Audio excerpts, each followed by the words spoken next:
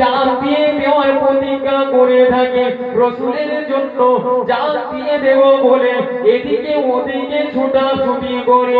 ও যুবকেরা, ও রাসূলুল্লাহ প্রেমিকেরা, আল্লাহর প্রকৃত বান্দা বান্দি বলে দাবি করে, কিন্তু না না না না, আমাদের দাবি করাটা তো অন্তর থেকে নয়, আমাদের দাবিটা হলো মুখ থেকে, ঠিক কিনা? আমাদের দাবি কি অন্তর থেকে নাকি? অন্তর থেকে ভয় করি, অন্তর থেকে ভয় করি। আল্লাহ নবী বলছে আল্লাহকে ভয় করি। আর আল্লাহ নবীর সাহাবা হযরতে উমর ফারুক রাদিয়াল্লাহু তাআলা আনহু, হযরতে উবাই ইবনে কাব, হযরতে আবু হুরায়রা রাদিয়াল্লাহু তাআলা আনহু, তিন সাহাবা আল্লাহ নবীকে জিজ্ঞাসা করলেন, ইয়া রাসূলুল্লাহ, ইয়া হাবিবাল্লাহ, হুজুর পৃথিবীর বুকে সবথেকে জ্ঞানী ব্যক্তি কে? পৃথিবীর বুকে সবথেকে জ্ঞানী ব্যক্তি। আল্লাহ নবী বললেন, যে ব্যক্তি বুদ্ধিমান ওই ব্যক্তি হলো পৃথিবীর বুকে সবথেকে জ্ঞানী ব্যক্তি। আল্লাহ নবী সাহাবারা আবার জিজ্ঞাসা করলেন, ইয়া রাসূলুল্লাহ, ইয়া হাবিবাল্লাহ, তাহলে পৃথিবীর বুকে সবথেকে ইবাদত পূজা আবেদ বান্দা কি?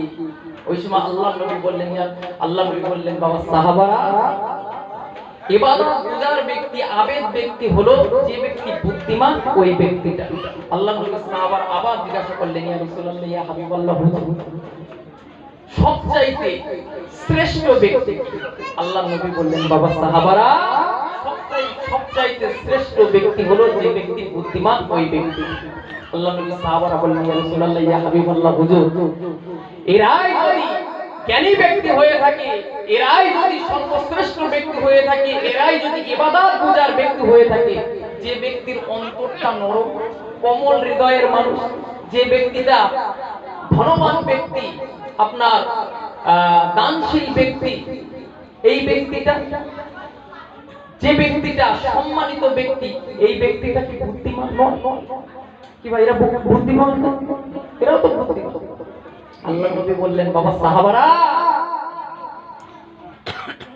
এদের অন্তরে যদি আল্লাহর ভয় থেকে থাকে, এরা যদি আল্লাহর সাথে নাফরমানি না করে থাকে, যদি সে ছোট তুচ্ছ সাধারণ মানুষ হয়ে থাকে, তারপরে আল্লাহ পাক রব্বুল আলামিনের কাছে ওই বান্দাটার মর্যাদা সবচাইতে বেশি হয়ে থাকে। জোরে বলে সুবহানাল্লাহ।